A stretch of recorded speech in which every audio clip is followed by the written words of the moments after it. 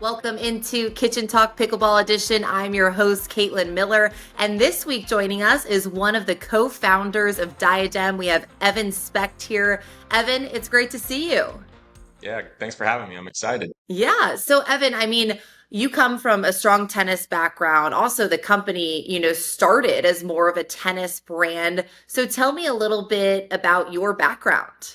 Yeah, my background was definitely in tennis. Played tennis my whole life. Went to college for tennis, and then played some pro tennis in kind of the lower levels, or we would call it just the first level. And that's where I actually met my partner AJ Bartlett, and we were playing futures in Mexico.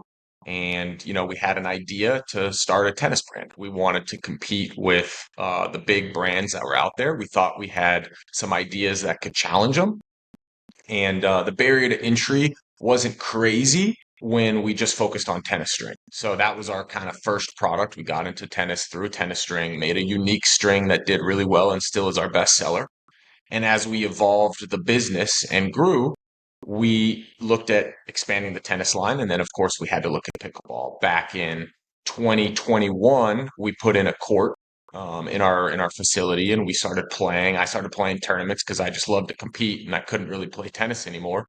And we felt that we had a unique opportunity to enter a pickleball landscape at the time, which didn't have a lot of competition, using our ingenuity and know-how from tennis with making rackets and making a lot of the products that are shared between tennis and pickleball. I was going to say that must be like such a different experience because when you came into tennis, it was pretty established, I'm sure, with like Babolat head. But Yeah. then when you came into pickleball, like you said, you were, one of the first big brands. So what was it like, kind of, the differences starting in the tennis world versus now trying to like, grow in the pickleball industry? Yeah, it was a lot of fun, and there was a lot of quick and early success because there wasn't that competition, and for the most part there wasn't an established leader. And to be honest, there probably still isn't. But in tennis you have such legacy brands that, I always explain to people your coach played with and probably their coach played with, and it gets passed down for could be 50 years of using a brand. It's hard to get people to change. So we would call facilities, we would talk to coaches, directors of tennis. I remember calls if the director of tennis listed 40 years at that facility. I'm like, well, I got to wait till this guy retires till we can get somebody new because he's going to be stuck with what he's using. Whereas pickleball, it was if you had a great product, and still now, if you have a great product, people are going to be interested. There's no brand loyalty developed over decades of having pro players that you grew up watching and all that stuff. So it's definitely a major change. And for the most part, it's been a very positive change. We're still fighting every day for tennis, but we're definitely a leader in pickleball, and it's great to feel that way. And I was going to say, since you guys have started, I feel like so many pickleball brands have popped up and continue to pop up. I mean, some that I'm not even familiar with. So, obviously you're more established, have the name behind you, but, to keep up with all these brands, all the new paddle technology, has that been, an exciting and challenging process, I'm sure, too? Yeah, I think the biggest challenge with it, not really the technology. I feel like we're still a leader in the technology, and anything that comes out, we've dabbled in and we've tested as well. Yeah. And we're continuing to come out with new, great, innovative products. I think it's more of just having so many brands that even if a brand sells 100 paddles a year. Right now, there's 1,000 of those selling 100 paddles a year. That's 100,000 paddles that aren't going to, one of the bigger brands that are putting all the R&D and the money into that. There's paddles out there that look exactly like ours with just a different name. So while it's kind of cool to see, we're getting copycats and people trying to just take a few of our customers because they're selling the same product. It's definitely causes that challenge that we're constantly trying to establish ourselves as we are a brand with a full product line. We're not just a one-off paddle that's trying to make a quick buck. We're investing into the sport. We're investing into our products and our innovation and everything. So And I've spoken, with a few brands now. Some people tend to focus more on the amateurs, some try to invest more and get sponsorship with pros. What is your philosophy with that?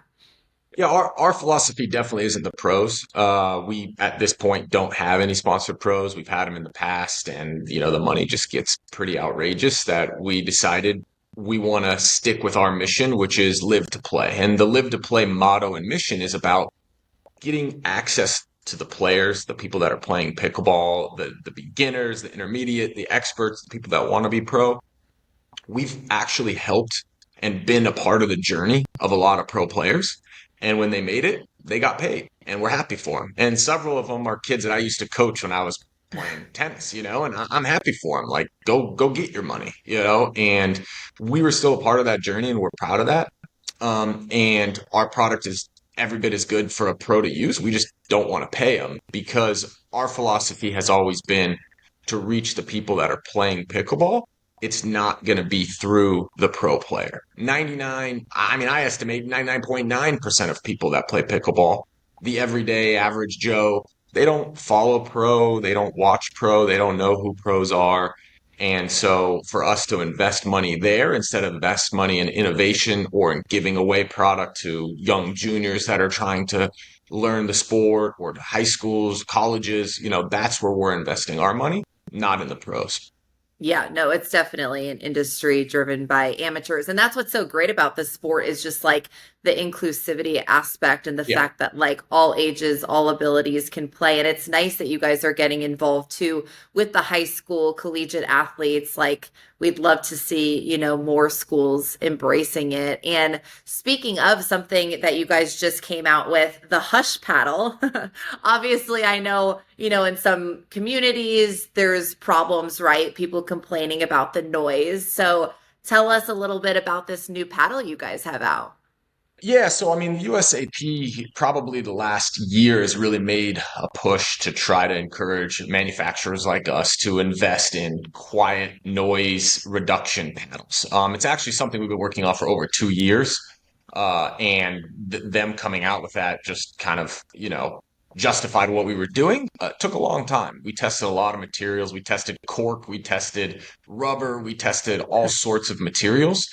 There's a balance between how the material reduces sound and then how it affects play, how heavy it is, all that stuff. So we're really excited for the Hush, which is using an eTPU surface, which is really unique. It's kind of like what you'd see in a lot of shoes, kind of Okay. like a foam cushiony material. And this has reduced the sound significantly. It's 40% quieter than the average paddle.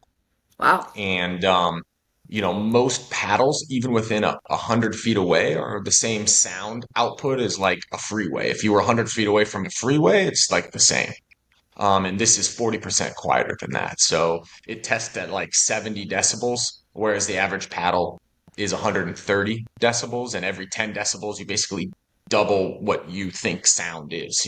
So it's definitely going to be catering to the communities that are having sound related issues. We've seen in some communities around the country, we hear it all the time. They've literally been banned from playing pickleball. Yeah. And anything we can do to kind of help push the sport forward is fine. It's not going to be our best selling paddle because a lot of communities don't have that issue. But it's going to be a paddle that breaks down some barriers, we hope, some of the no's out there. And that's what it's all about. And it's not just in the US, it's also international. There's a lot of pushback in places in Europe or in places in Asia. And so that's where we're using some of what we're innovating to just get a few more customers, a few more people playing pickleball. And that's the overall goal. Well, and honestly, such a great like marketing strategy too. It's like everyone's going to be like, "Oh, have you heard of the Hush paddle?" Because no one's created something like that too. So either way, gets the name, gets the brand out. And in terms of like the way it plays, I know you said it was a little bit different material. Are there pretty big differences in the way, that paddle plays? We're pretty happy that it's actually very similar to a high performance paddle. You're probably going to get a little more spin than you normally would because the ball is going to catch into the surface. But it's got good pop, good feel, good balance. It's 8 ounces, so it's similar to most of our paddles. And that was what one of the missions with developing and why it took so long for us is we didn't want to have some weird playing or something that people would have to get used to or just wouldn't even consider to be a paddle, right? I mean, we could Yeah. make stuff that you can hold in your hand and you can go play pickleball with that plays nothing like a paddle. And so we wanted to make sure that it stayed kind of in what people assume and expect a pickleball paddle to be played as.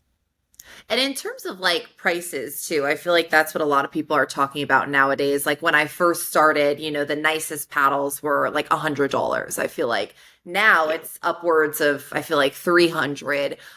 In terms of what you guys sell, especially towards the amateurs, what like do you say a lot of like the players go for your higher end paddles or are they Yeah. somewhere in the middle? Yeah, I would say still we're a performance brand and most of our sales are going to be over 150, 150 and up.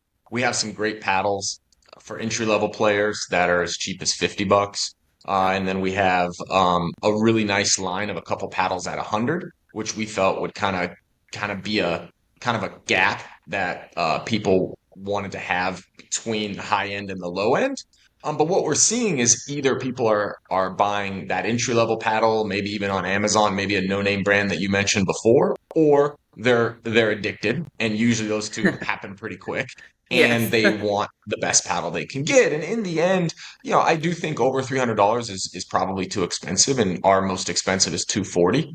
But I think investing $200 in a paddle that especially when you're addicted that you're going to get hundreds and hundreds of hours on and you might even just go play at a park and you just pay for balls every few weeks. It's not that expensive for a sport Right. compared to golf or football where you're buying pads and you're buying cleats and all that stuff. So I think still pickleball is a relatively affordable sport.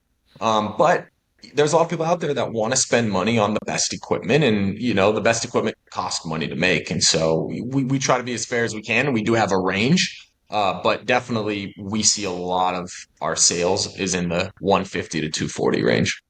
Yeah, and I feel like it's so important to invest in a good paddle. Like looking back at the day I bought that like two set on Amazon, for Yeah, $50. And the way those play compared to like actually investing in a good paddle, I feel like it is important. Because like you said, I mean, you can just go out to a park, play with friends, just show up with like a ball, and that's all it is. You're not really yeah, paying to play, which is what's so great about pickleball. Speaking of, I love this. I saw photos on the internet. You guys have a Diadem Pickleball Complex. I know your yeah. first one's in Florida. How'd you guys come up with that idea? Well, yeah, I think it goes back to the mission of Live to Play. We don't want to just be a brand that sells paddles. And like I said, there's thousands that just sell paddles. We have a full line of products from shoes, accessories, balls, paddles. But then we also wanted to be able to provide people places to play. I think, especially when we move forward with building out our facility about 2 years ago, it's been open for a little over a year now. There was definitely a need for more places to play. And in Florida, there probably isn't as big of a need anymore. There's a lot of parks, there's places to play, and there will be more brands opening up, I have no doubt. But it's sufficient. There's a lot of courts, in communities and everything. But in other places around the country, there's still a huge need of places to Yeah. play. And so we felt one way that we could help, again, grow the sport, which in the end helps Diadem, but it also helps the sport that we love, is to provide more places to play. And within that, we what we do really well at our facility is the programming. We have a tremendous amount of clinics, intro classes. This weekend I think we have over 100 ladies in a women's only class across like Wow. 4 or 5 classes. That's been a really fun initiative for us. And overall, in the year that we've been open, we've taught over 2,000 people through our intro classes, just the intro classes alone, people that are coming to learn pickleball for the first time. So we're creating our own customer in one regard, but we're also just creating diehard fans of pickleball, which is what we love. So the first one is right near down the street from our headquarters, about 10 minutes away. But we're opening one in Miami by next year. We have a lease and everything set up with that, so we're under construction. And then Pittsburgh is also another place that we found a great location that will be open by next year. And we're basically looking at all options across the country in areas that we feel need more pickleball. Dallas, we'd love to be in Dallas, but there's also 30 locations in Dallas, right? So there's sufficient pickleball and there's a lot of competition. But in places like Pittsburgh, there's nothing. And so we wanted to be able to bring pickleball and bring Diadem to people where there's not pickleball. Well, guess where there's no designated pickleball facility? Nashville. Wow, there we Literally, go. Yeah, I like think it's, Nashville's on our yeah. list to look at places for sure. Yes, it's been crazy. I mean, people have announced and now there are a few places where they've actually gotten a location put in place, but we have yet to have like a designated pickleball facility. So I'm still playing at like sportsplexes and parks and Yeah. things like that, which is crazy. It's just it's growing so fast. It's kind of hard to find the land. Yeah, and what But we're trying yeah. to avoid is people playing on like multi-use courts, on hardwood floors. Like that type of stuff is not a true representation of how pickleball should be. And I think they're getting, kind of a lower quality product when you're not playing on a dedicated pickleball court with the right surface. We also really like the indoor. The other way to deal with the sound problem is to have indoor pickleball facilities, right? Where you're not having a high end community right next door that are going to the city council and trying to shut it down. We want to build pickleball specific locations, and I think that'll just help continue to propel the sport to a lifelong journey. We don't want this to be a flash in the pan explosion and then disappear, and I don't think it's heading that way. And I think it's so important, like what you said you're doing with all the intro to pickleball clinics. It's like I used to coach quite a bit, but like people are so scared to show up to open play, if they've never Yep. played before. So it's awesome that you guys are giving people, that like automatic support system. They'll have other women, other men in their class that they can, from that class go set up games with. So I think it's great that you guys are doing Yeah, one of the cooler things that we have at the facility is a whole pathway of growth. You start with that. the intro class. You're probably going to meet people, but you're probably not ready to go out and play the open play yet. Because these are people that are just starting, maybe never played a sport. So we'll put them in a second class, maybe a third, get them in an open play, get them in a group. And then if they can get addicted, which happens a lot, then we have leagues, then we have tournaments. And so there's this whole pathway that you can feel very comfortable to kind of progress through. And this is something that you can do at 50 years old, 30 years old, 60 years old. Whereas, for example, tennis, as you know, if you're not picking that up as a young kid, you're probably never going to progress to that level. Yeah. And absolutely, it's so welcoming, and we have a great staff. I mean, honestly, it's unbelievable how good they are at welcoming people in, letting them have fun. We have a bar, restaurant coming soon. The bar is there, so people can hang out after, meet people. And so with like the ladies clinics, it's a lot of like just meeting new people, finding new friends, and that's what pickleball is all about. So it's been a lot of fun to see that. And obviously, I mean, your company has done so much, right? Starting from tennis to then paddles, apparel, accessories, now the complexes. What has been your favorite part of the whole journey? I mean, I know that's it's a a hard hard question question. because it's so funny because every step, I tell my wife this a lot because it's like she'll get so excited for me or for Diadem when something big happens, right? Whether we do this event every year called Diacon, which is just amazing. 500 of our friends and resellers and ambassadors come, and it's just a big party. That's incredible. It's like mind blowing how fun it is. Opening a facility, all these events, she's like so proud. And by the time it actually happens, it's like we put so much work, so much effort, so much time. Of course, what you see we have now has been maybe even years in the making that I'm like numb to it by the time it happens. If you told me when we first, started to develop a tennis string that we'd have a pickleball complex, yeah, I would say you're crazy, and I would say that's an amazing accomplishment. But each individual thing by itself is just such a group effort that took so much time that it's hard to like sit back and think about it. I mean, even just coming into the headquarters every day or going to the complex, it's really cool. I would say if I had to choose, I do think the complexes are the coolest thing that we have because you just have so many happy people. You can really connect with people. You can learn from them. We learn about what they think we should be making, whether it's a different sized grip or a different sized face or a bigger shoe. And so we get so much good feedback from the thousands of people that go through there a week that it's been really helpful and it's just cool to see. Well, I think that's probably the thing. It's like, right, you guys sell so many paddles, but you don't really like get to see like the impact that it has on people and their life until you're actually in a complex like the one you built and just seeing like the whole community you built and like everyone using your brand and enjoying it. I'm sure that's like such a special moment, especially, when it first opened too. Yeah, that or and there's been so many times I'll go to a park, and you see people playing with Diadem. I don't say anything. I'll jump in with them, or we've Yeah. gotten a lot of photos, and I've seen them myself, like in airports, because we got a lot of junior tennis players. So they'll be wearing their or other pickleball players. They'll be wearing their backpack in the airport. And you just walk in behind somebody that's wearing a Diadem bag. Of You're course, like, it's that's it's super fine. cool to see. Yeah, yeah. Yeah. I mean, I just it's cool to see, but you got to play it cool. You can't act like you can't act like it matters. Right? You got to be like, yeah, that's good bag, nice bag. I'll be like, nice bag. That's awesome. And since you guys like do work with tennis players and pickleball players, I know sometimes there's like a little bit of a stigma. Like I still love both. I play both, but some tennis players don't love pickleball players, vice versa. Do you notice a lot more people now, customers actually using like buying both products, or Yeah. do you think like they kind of stick to their designated sport?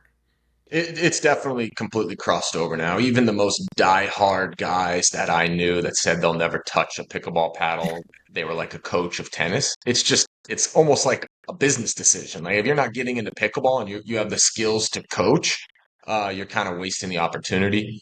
Probably the person that I know that's the most diehard is my dad. He plays tennis, 75, plays tennis a couple times a week. If there's a pickleballer around, he'll just start yelling at him. These are our courts. We paid for these courts. Go get your own courts. So he's definitely. I've tried to get him to play pickleball, but he's definitely diehard. But like, what's really cool is the junior players. So we have a whole junior player team that on staff that we then work with. Trying to convert and help and support junior players through their journey of going to college and beyond. And we're now offering them as well as non-tennis players, but we have junior sponsorships for pickleball. But there are so many of our tennis players that are, joining in and being a part of the pickleball as well because they've seen success of former junior tennis players and how well they can do on a pro tour in the pickleball space or just be able to go play with their friends and have fun. And, the bottom line is tennis players are very good at pickleball. So if you're a 15-year-old kid that's a pretty good tennis player, now you're going to be the best pickleball player in the area. There's a lot of that starting to cross over, which we're excited about. I saw that Maryland now high school pickleball is going to be a thing. I don't know if it's this fall, but probably next I fall. saw I mean, that, we hope yes. that a lot of states follow suit. If we can get pickleball to be a high school sport, you're going to see a huge boom in youth pickleball. Because right now, of course, every day the average age of pickleball, the pickleball player is getting lower every single day. But if we can get it in high schools and colleges, in terms of like an actual varsity sport, that would be huge for the growth. I was going to ask you, yeah, do you see a lot of youth? It seems like there's still, I mean, it's great to even see like the junior tournaments now happening across the Yeah, country, but I feel like it's still so new and those kids are still stuck, in like their tennis, basketball, football, whatever it might be, like less pickleball. And that was something actually Lee Whitwell was really adamant about because we had brought up, when she was on this podcast, like, will pickleball be in the Olympics and when? And she's like, I really think it needs to start on the junior level and we need has to to. see Yep. it in high school. We need to see it in college. Like there's not even a uniform ball yet. Like there's still, paddle debates and everything else like that. So I think that's where that foundation lies is really in our youth.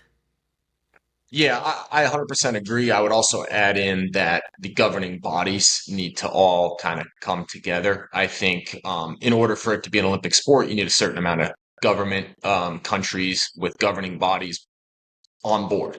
And almost every country that we're operating in has the same issue that we do in the US. There's like two or three organizations that have tried to jump in and say we are the governing body. And until there is consensus and real like organization in all the countries, like it's just not going to work. That's why you can have ping pong and all sorts of you know games, a lot of them games in the Olympics, but pickleball is being overlooked still right now because there's just no organization.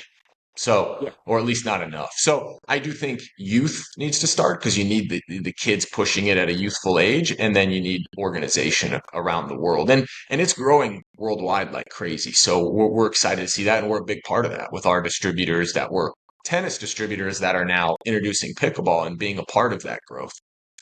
Yeah, and I think too, yeah, definitely the governing body. And then once we see, more facilities, more areas to host tournaments and things like that. And, it's funny, I saw online, I think it was like the Bloomberg or someone posted that now more people are doing business deals over the pickleball court than they Yeah. are over the golf course, just because, they can incorporate more people are able to pick up a paddle and play. Are you seeing that too at your complex? Do you see like businesses renting out a few courts or renting out like an entertainment space to host, corporate parties? Yeah, corporate events are a big part of what we're doing there actually because of what you just said.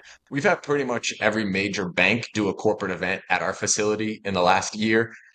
We've had some cool big events as well where hundreds of people and they left some courts open and we covered some courts for like food and tables and stuff.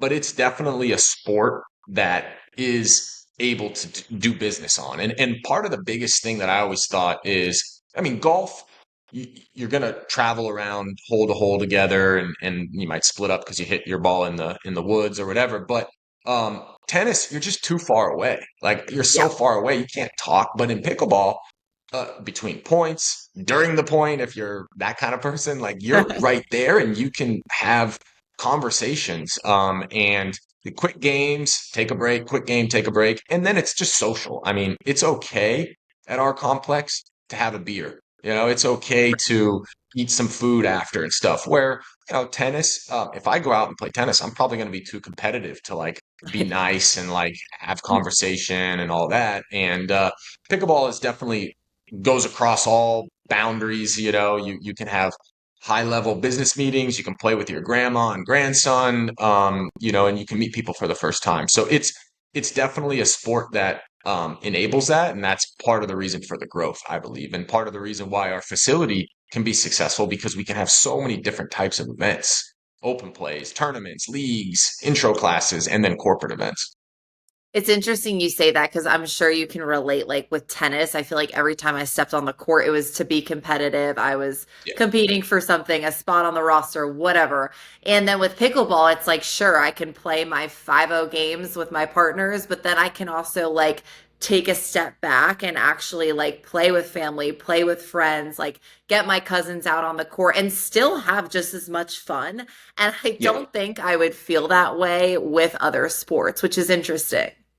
Yeah, you can't really do some of that stuff with other sports because the level differences between say a pro and a beginner are so far.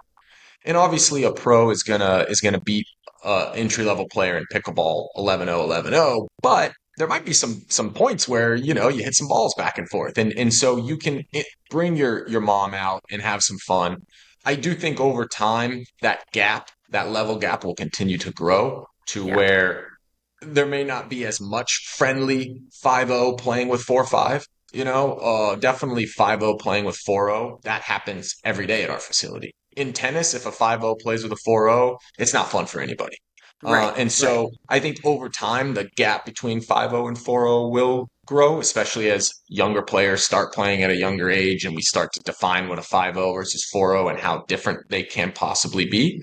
But yeah, right now it's still, anybody can play anybody for the most part. Yeah. And Evan, we have time for one last question. Obviously, you guys have, accomplished a lot as a company. Moving forward, do you guys have any big goals that you'd like to accomplish with Diadem? Yeah, I think our biggest goal is 100 million people playing pickleball worldwide. That's not necessarily a Diadem goal, but it'll help Diadem, right? And so anything we can do to grow pickleball is our focus. So That's going to be through facilities. That's going to be through international growth through our distributors and facilities internationally. Great products, entry level products, noise mitigation products, high end products. But we need to get to 100 million players, and it will be a long time sustaining sport that the brand can live through. Yeah, awesome. Well, it was so great chatting with you, Evan. Thank you so much for coming on, and we'll stay tuned to see who joins us in the kitchen next time.